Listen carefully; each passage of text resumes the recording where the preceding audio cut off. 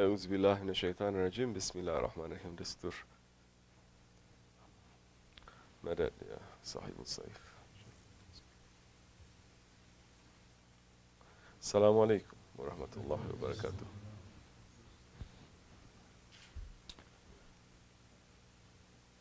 بسم الله الرحمن الرحيم.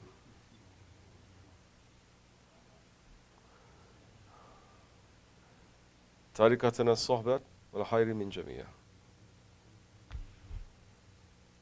This tariqat, this way, is built on association. And the goodness comes from the association, from the Jamaat. If there is no sohbat, there is no Islam. Because what Holy Prophet ﷺ came was to give sohbat. He wasn't holding conference. He was not having a course. He was no fiqh classes. He was sitting and he was giving a sohbat. He was speaking. Because giving the sohbat is what 124,000 prophets stated. And the sohbat, it is the backbone and it is the foundation of Islam. The sohbat means one person they speak who has been authorized and the rest they listen. As much as you come with an empty cup, that much they can fill it up for you. Man does not sit in a sohbat with a full cup. That time, nothing will enter and he's not going to gain anything from it. But in these days, who has sohbats? Who gives sohbats? Don't go now saying, oh, Hoja is saying he's giving sohbat. No, of course we don't give sohbat. Our Shaykh gives sohbat. We're here listening to what he has to send us, what he has to say, reminding ourselves. Because the sohbat is what gives life to the man. He may sit and empty himself. He may sit and forget everything else that is happening in this world. He may sit and listen with his heart, and opening his eyes and opening his ears. And as much as he's thirsty, Allah will send something there to quench his thirst. Because there is something in there for everyone. Not only for one person or two people, no. And the sohbat that the murids they are listening physically is only one level, let's say. We don't like to talk about levels. We don't like to talk about maqams. Let other people be talking about maqams and levels. We are still at the level, at the station, at the point where we want to be murids. We want to be mu'mins. We want to be Muslims. We're not claiming anything. We're not claiming we have reached to certain stations or certain levels. Because our aim is to be Abdullah. That is our aim. Inshallah, we will live like an Abdullah and we'll pass from this world like an Abdullah. That Abdullah, who is a servant, ever the servant is going to forget his master. The servant that forgets his master, that one is no longer a servant. The servant that forgets his master has become a traitor. He has come to declare that I have no master. I am my own master. These words are very controversial, especially in this country. Don't say slave. Of course, we're not saying slave. We're saying servant. Servanthood. Because the servant does things willingly. The slave It is forced. Allah does not want force. If He wanted to force, He could have forced us. He could have forced everyone to make sajda to Him straight away. He could have forced everyone to become a Muslim. He could have forced everyone to become a mu'min. But no. He gave everyone a free will. And the man who has intelligence is going to say, this free will is not coming from me. It is coming from that one who has created this free will. That one who created my free will, he has a will of his own too. Now, intelligence is going to force that one to say, what is my will against to his will? His will must be high above everything else. Now that time, the servant will always remember his master. The servant will always say, my master wills this, and I trust him, and I love him. And that one is not going to go against his master. That one will always remember, and that one will achieve nearness and love from the master. Because the master is going to say, you are my beloved one, because you trust me. Everyone can say, oh, I'm a slave to love. They don't think there's anything wrong with that. I'm a slave to fashion. I'm a slave to sports. They can say all these things, even jokingly, but you know, deep down it's not a joke. It is also pretty serious. They are obsessed with it. But to say, I'm a servant to my Lord, they say, no. We are enlightened, democratic, Western type people. We don't serve anyone. We only serve ourselves. What does it mean, serving yourself? What I think is right or wrong. Did you create yourself? Did you decide to come into this world as a man or a woman? Did you decide by yourself with so much of your free will that you say it's a free will, not to live or not to die? No. Everything was ordered to you, and everything was given to you without us putting our will in it. So the intelligence will order us. The Creator who created that will that He has given to us, that is the most precious thing that no one else and nothing else in creation they have. Angels, they don't have free will. Animals, they don't have free will. All other creatures, they do not have free will, except for man. And Allah subhanahu wa ta'ala, there must be a reason why He has given us a free will. There is a reason why He has chosen and created man to be His Khalifa. With that free will that we have in front of us, and with that free will that we say, you gave us this, Ya Rabbi. In reality, it does not belong to me. It belongs to you. Because you gave me this, I give it back to you. I give it back to you. In reality, we are not sacrificing. How can you sacrifice something that doesn't belong to you? You only say you sacrifice something if it belongs to you, if it has value to you. But in reality, we cannot even say that we sacrifice our ego. Or we sacrifice our will because it belongs to Allah. We just say, you gave us this, Ya Rabbi. I give it back to you.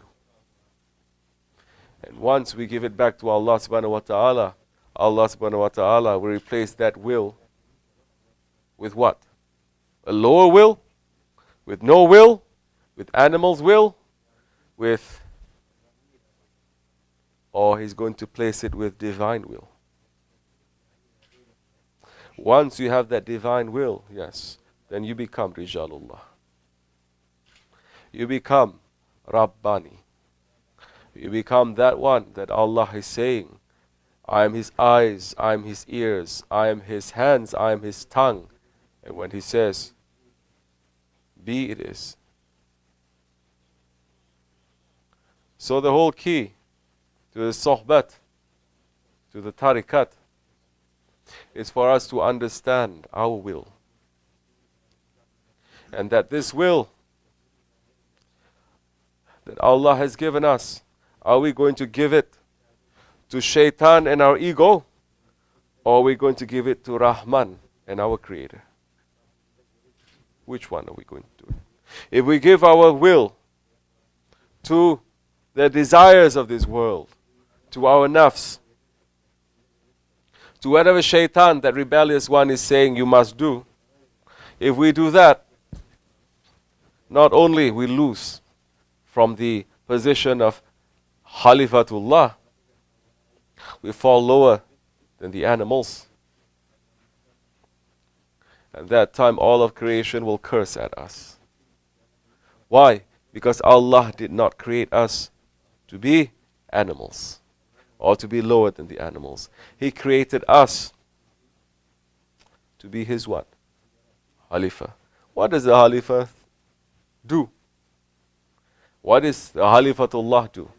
He will do what is Allah's divine will is. He is the hands of Allah. So a man who understands this will start to give up from his free will and to give it back to Allah. You cannot give it back directly. Never you'll be able to do that. The religion didn't come to us directly. The Quran Karim didn't come to us directly. Nothing in this world came to us directly. Because Allah has put us in this world where there is a cause and there is an effect. And it is His divine protocol that everything that is coming from Him must come from someone who is close to Him, that He is trusting that. And that message then passed down from one trustworthy one to another trustworthy one to another trustworthy one to deliver to those ones who are general. And those ones generally that they got that, some who are more trustworthy, they're given that duty now. Now you continue to pass this. And that has begun since the beginning of time. It will continue until Judgment Day. May Allah make us to be the trustworthy ones. We are by ourselves. We are not worth that. We have done so many things. We understand. We have done so many things to make us to be untrustworthy. When the man sits down and understands his ego and comes to this conclusion, he cannot be arrogant. He cannot be stubborn. He cannot be angry. He cannot be envious. He cannot. Just don't look at all these things and say, what I have to do when I'm upset, what do I have to do? Just sit down and understand if you are a trustworthy one or not. If you are an angry one or not. If you are an envious one or not. If you are arrogant or not. If you have done things in your life, in your years, last year, last month, last week, today.